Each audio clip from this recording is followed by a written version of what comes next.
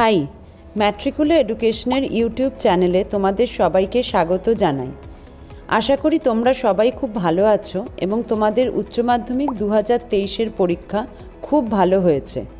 যারা ম্যাট্রিকুলার test series এক্সামটি দিয়েছিলে তারা নিশ্চয়ই জানো যে 2023-এর উচ্চ মাধ্যমিক প্রশ্নপত্রে আমাদের 3টি সেটের প্রশ্নপত্র থেকে 75%-এরও বেশি কমন কোয়েশ্চেন্স এসেছে।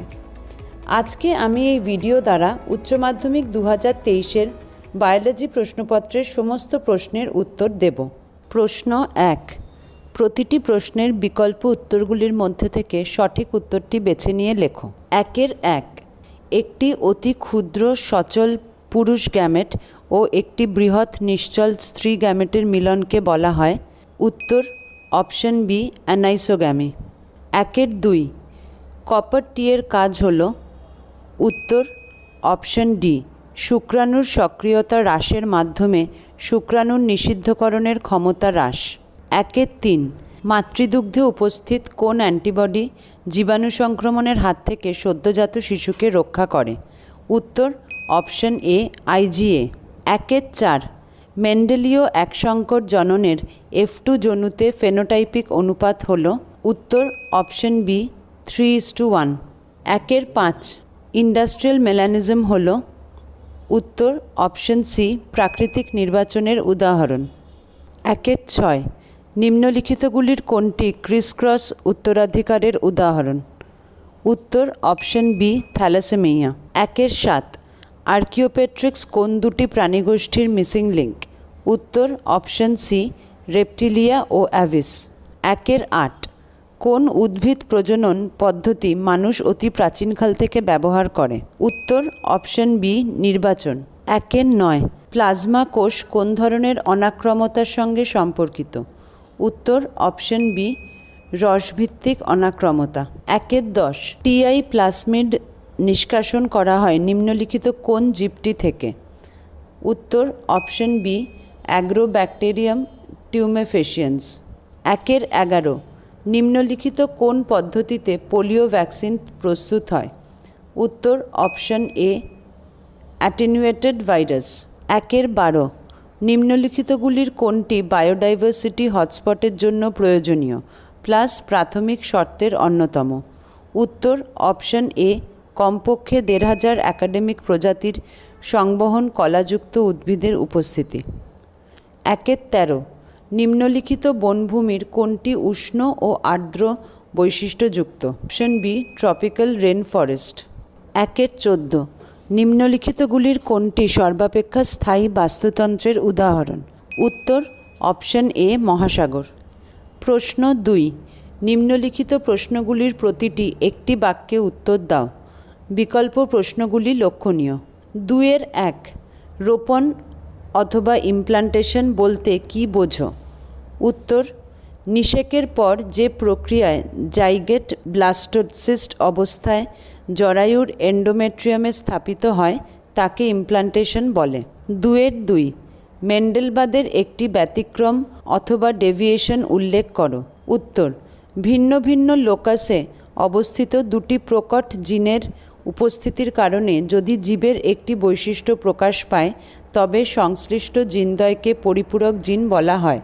অথবার প্রশ্ন প্রিব্নো নিউক্লিওটাইডের সজ্জাক্রম উল্লেখ করো। উত্তর প্রিব্নো বক্স অথবা প্রিব্নো স্কেলার বক্স নামেও পরিচিত যেটি, এটি হলো 6টি নিউক্লিওটাইডের অর্থাৎ থাইমিন, অ্যাডেনিন, থাইমিন ইত্যাদি TA এর একটি ক্রম যা ব্যাকটেরিয়ায় ট্রান্সক্রিপশনের জন্য ডিএনএতে একটি প্রোমোটার সাইটের একটি অপরিহার্য অংশ।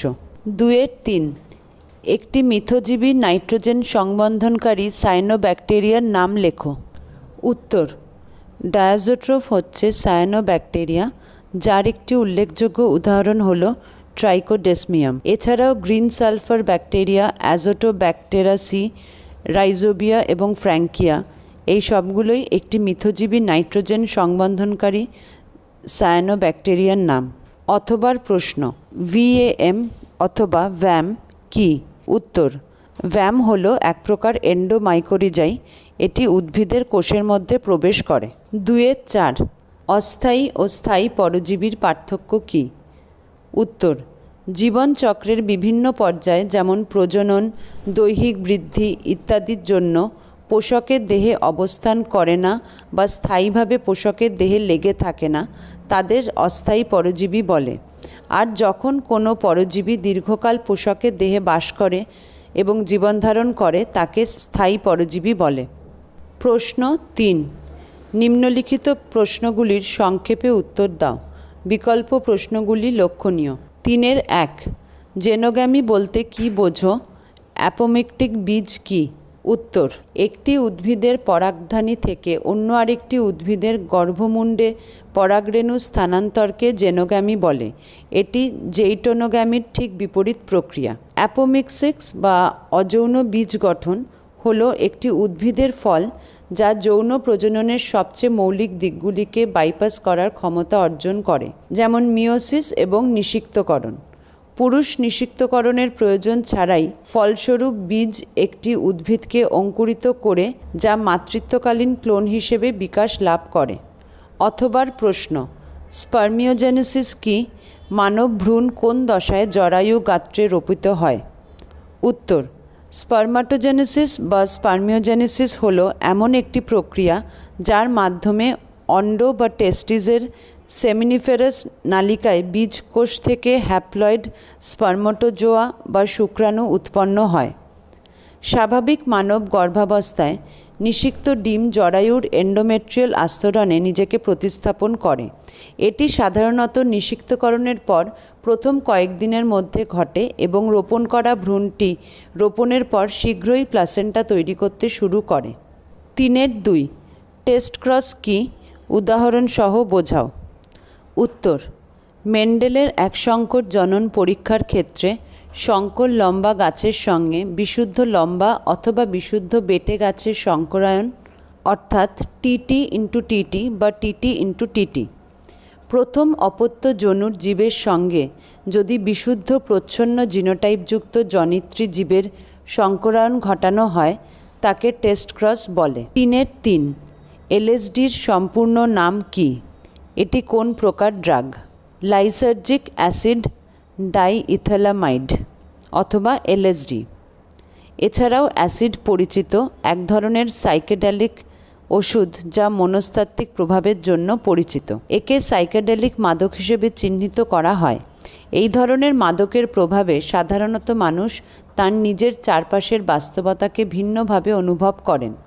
হ্যালুসিনেশন ঘটার কারণে কখনো কখনো অলীক বস্তুও প্রত্যক্ষ করেন। অথবার প্রশ্ন, নিবিড় মিশ্র মৎস্য চাষ বলতে কী বোঝো? উত্তর, নিবিড় মাছ চাষ পদ্ধতিতে সাধারণভাবে মাছ চাষের ন্যায় কোনো পুকুর তৈরি করা হয় না। এই পদ্ধতিতে পুকুরের সব কিছুই নিয়ন্ত্রণাধীন থাকে। জলের প্রাকৃতিক উৎসের ওপর নির্ভরশীল না হয়ে বাইরে থেকে জল সরবরাহ ও বদলানোর সুব্যবস্থা থাকে। এক্ষেত্রে পুকুরের আয়তন ছোট থাকে, ফলে ব্যবস্থাপনায় সুবিধা হয়।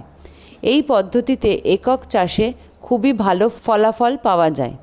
এটি একটি আধুনিক প্রযুক্তি নির্ভর হওয়ায় সনাতন ও আধা নিবিড় চাষের তুলনায় অধিক হারে পোনা মজুত করা হয়। 3-4, জিন ক্লোনিং বলতে কী বোঝো? পিসিআর পদ্ধতিতে কোন এনজাইম ব্যবহৃত হয়? উত্তর, একই জিনের অসংখ্য নকল তৈরি করাকে জিন ক্লোনিং বলে। আবার কোনো অণুজীব উদ্ভিদ কিংবা প্রাণীর অনুরূপ অনেক জীব উৎপাদন করা ক্লোনিং নামে পরিচিত। পলিমারেজ শৃঙ্খল বিক্রিয়া অথবা পলিমারেজ চেন রিঅ্যাকশন বা পিসিআর হচ্ছে এমন একটি প্রক্রিয়া যে প্রক্রিয়া ব্যবহার করে একটি ডিএনএ অণুর অসংখ্য প্রতিলিপি তৈরি করা হয়। এই প্রক্রিয়ার সূচকীয় হারে একটি ডিএনএ অণুর অনেকগুলো প্রতিলিপি তৈরি করে ডিএনএকে বিস্তারিতভাবে অধ্যয়ন করা যায়। 3-5, পরজীবিতা বলতে কী বোঝো? একটি পরজীবী অভিযোজন উল্লেখ করো। উত্তর, দুটি ভিন্ন প্রজাতির প্রাণীর মধ্যে জীবনযাপনের এক বিশেষ ধরনের সম্পর্ককে পরজীবিতা বা প্যারাটিসিজম বলা হয়। এক কথায় নির্দিষ্ট পরিবেশে সুষ্ঠুভাবে বেঁচে থাকা এবং বংশবিস্তারের জন্য জীবের যে অঙ্গসংস্থানিক, শারীরবৃত্তীয় ও আচরণগত দীর্ঘস্থায়ী পরিবর্তন ঘটে তাকে অভিযোজন বলে। অথবার প্রশ্ন, বায়ুমণ্ডলের ওজোন ক্ষয় কিভাবে ঘটে তা উল্লেখ করো। উত্তর, মানুষের দ্বারা বায়ুমণ্ডলে যুক্ত যৌগগুলি হল ক্লোরোফ্লোরোকার্বন, বিশেষত CF2, C12, CC13F, যেগুলি যথাক্রমে CFC12 এবং CFC11 হিসাবে পরিচিত। এই যৌগগুলি রেফ্রিজারেন্ট হিসাবে ব্যাপকভাবে ব্যবহৃত হয়। এই যৌগগুলি ওজোনের সঙ্গে বিক্রিয়া করে ওজোন স্তরের ক্ষতি করে। আশা করি তোমাদের উচ্চ মাধ্যমিক পরীক্ষা ভালো হয়েছে এবং এই ভিডিও থেকে তোমরা তোমাদের সমস্ত প্রশ্নের উত্তর পেয়ে গেছো। আমরা আমাদের বায়োলজির শিক্ষক, যিনি এই প্রশ্নপত্রটি বানিয়ে দিয়েছেন, তাকে অসংখ্য ধন্যবাদ জানাই। ম্যাট্রিকুলার এডুকেশনের ইউটিউব চ্যানেলে তোমরা প্রত্যেকে চোখ রাখো পরবর্তী আরও অন্যান্য বিষয়ের প্রশ্নপত্রের উত্তর মিলিয়ে নেওয়ার জন্য এবং প্রশ্নপত্রের উত্তরগুলি সঠিকভাবে পাওয়ার জন্য।